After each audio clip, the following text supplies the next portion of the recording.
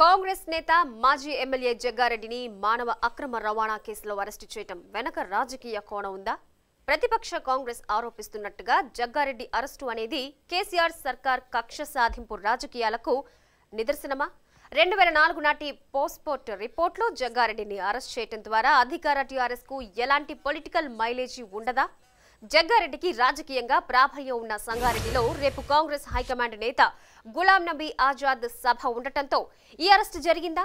2004 నాటి పాస్పోర్ట్ కేసులో పలువురు టీఆర్ఎస్ నేతలు కూడా ఉన్నారా? ఇప్పుడు ఆ కేసులో ఉన్న వారందరిపై చర్యలు తీసుకోకపోతే టీఆర్ఎస్ రాజకీయంగా ఇరుకున పడుతుందా? సంజాయిషి చెప్పుకోవాల్సి వస్తోందా? ఎన్నికల హడావిడి ప్రారంభమైన నేపథ్యంలో జగ్గారెడ్డి అరెస్టు ద్వారా ఆయనకు కాంగ్రెస్ కు సానుభూతి వస్తుంది తప్ప టీఆర్ఎస్ కు రాజకీయంగా లాభం లేకపోగా నష్టం అనేది గులాబీ నేతల అభిప్రాయమా?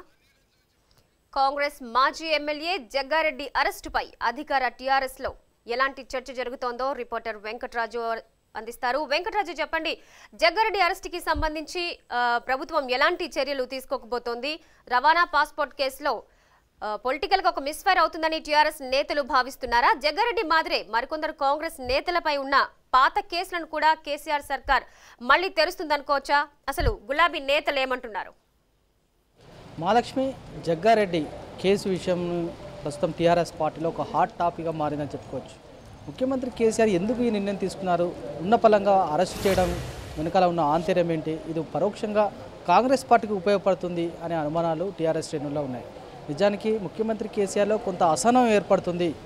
గతంలో చాలామంది పోలీస్ వ్యవస్థను తమకు అనుకూలంగా మలుచుకొని విపక్షాలను అనగదొక్కే ప్రయత్నం చేసినట్టే కేసీఆర్ కూడా అదే తీరుగా వ్యవహరిస్తున్నారా అనే చర్చ కూడా అధికార పార్టీలో ఉంది. ఇది మిస్ఫైర్ అయ్యే అవకాశం ఉంది అనే చర్చతో పాటు జగ్గారెడ్డికి ఉపయోగపడుతుంది. నిజానికి జగ్గారెడ్డికి వ్యక్తిగతంగా అంటే టీఆర్ఎస్ పార్టీ అధికారంలోకి వచ్చినాక జగ్గారెడ్డి తెలంగాణ వాదాన్ని వ్యతిరేకించిన వ్యక్తి.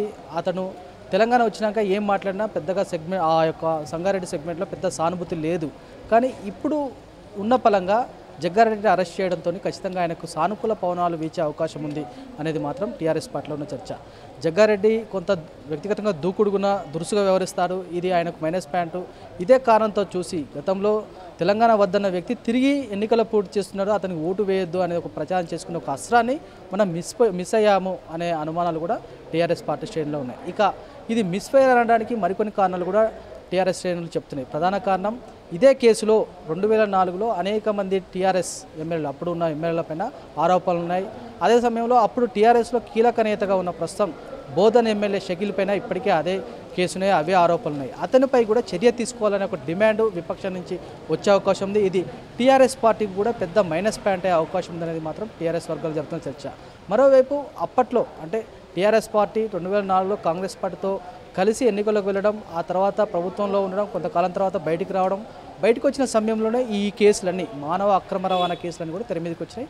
ఆ తెర మీదకి వచ్చిన సమయంలో కేసీఆర్, ప్రస్తుతం ముఖ్యమంత్రి కేసీఆర్, అప్పుడు ఎమ్మెల్యేగా ఉన్న హరీష్ రావు, ఆ ఇద్దరిపై కూడా ఈ ఆరోపణలు వచ్చినాయి. ఇప్పుడు ఈ ఇద్దరిపై కూడా మీరు చర్యలు తీసుకోవాల్సిన అవసరం ఉంటుంది అనే ఒక అస్త్రాన్ని విపక్షాలకు ఇచ్చినట్టు అవుతుంది, వారికి ఒక ప్లస్ పాయింట్ అవుతుంది అనే చర్చ కూడా అధికార పార్టీలో కొంతమంది నాయకులు చెప్తున్నారు. ఇక మరో విషయం అంటే ప్రస్తుతం కోదండరాం పార్టీలో ఉన్న దిలీప్ ఒక పెద్ద అస్త్రాన్ని విస్తాడు, అంటే ఒక పెద్ద బాంబును పేల్చే అవకాశం ఉంది ఆయన మాటల్లో అర్థమవుతుంది అనేది కూడా టీఆర్ఎస్ నేతలు భయపడుతున్నారు. సహారా కేసులో అప్పటి కేంద్ర మంత్రిగా ఉన్న కేసీఆర్, ప్రస్తుతం ముఖ్యమంత్రి, అనేక అక్రమాలకు పాల్పడ్డట్టు అనేక ఆరోపణలు వచ్చినాయి. ఇప్పుడు ఆ రోజు కేసీఆర్ వెంట ఉన్న పిఏ ప్రస్తుతం దిలీప్ కోదండరాం పార్టీలో ఉన్నాడు. ఆయన త్వరలో అసలు ఏం జరిగింది ఏంటి అనేది కూడా నేను బహిర్గతం చేస్తాను అనే విషయాన్ని కూడా ఆయన మీడియా ముందు చెప్పడం చూస్తుంటే ఖచ్చితంగా ఇది మైనస్ పాయింటే. ఇది ఎటో తిరగాల్సిన కేసు తిరిగి మన మెడకు చుట్టే అవకాశాలు, మన మెడకు చుట్టుకునే ప్రమాదం ఉంది అనేది మాత్రం కొంతమంది టీఆర్ఎస్ నేతలు ఆందోళన వ్యక్తం చేస్తున్నారు. పోలీసు వ్యవస్థను అనుకూలంగా మలుచుకొని విపక్ష పార్టీలను అనగదొక్కే ప్రయత్నం చేసినా అది పరోక్షంగా ప్రజల్లో ఆ విపక్ష పార్టీలకు సానుభూతి పెరిగి అధికార పార్టీకి ఇబ్బందిగా మారిన ఘటనలు అనేక ఉన్నాయి. ఈ జగ్గారెడ్డి కేసు కూడా ఆ కోణంలో ఉండే అవకాశం ఉందని చెప్తున్నారు.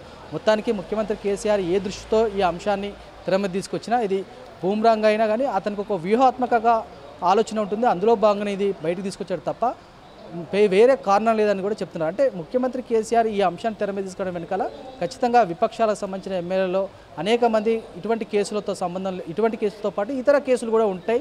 ఈ లోపు ఎన్నికల షెడ్యూల్ వచ్చే లోపు ఇటువంటి అస్త్రాలను తీసే అవకాశం ఉందనేది కూడా రాజకీయ వర్గాలు జరుగుతున్న చర్చ చెప్పుకోవచ్చు. మహాలక్ష్మి.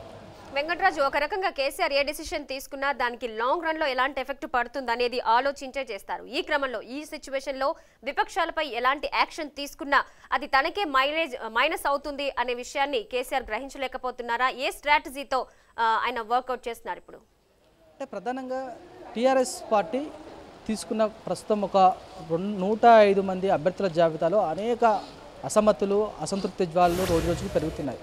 ఈ జగ్గారెడ్డి కేసును తెర మీద తీసుకురావడం, జగ్గారెడ్డిని అరెస్ట్ చేయడంతో ఆ యొక్క అధికార పార్టీ జాబితాలో ఉన్న అసమ్మతి సెగలు, అసంతృప్తి జగలన్నీ కూడా పక్కదారి పట్టాయి. అదే సమయంలో ముఖ్యమంత్రి కేసీఆర్ ప్రధానంగా అసెంబ్లీ ఎందుకు రద్దు చేశారు, ఇప్పుడు ఎన్నికలు నిర్వహించలేము అంటూ కూడా, ఎన్నికలు నిర్వహించలేని పరిస్థితులు ఉన్నాయంటూ కూడా కాంగ్రెస్ కొంతమంది సభ్యులు ఆందోళన చేయడం, కొంతమంది నేతలు ఈసీని కలవడం, ఇవన్నీ జరుగుతున్న సమయంలో పూర్తిగా కాంగ్రెస్ పార్టీ దృష్టిని మలచడంలో జగ్గారెడ్డి కేసు తెరమిదికి రావడం కొంత టీఆర్ఎస్ పార్టీకి ఉపయోగపడింది అనేది మాత్రం టీఆర్ఎస్ వర్గాల కొంతమంది నాయకుల అభిప్రాయం.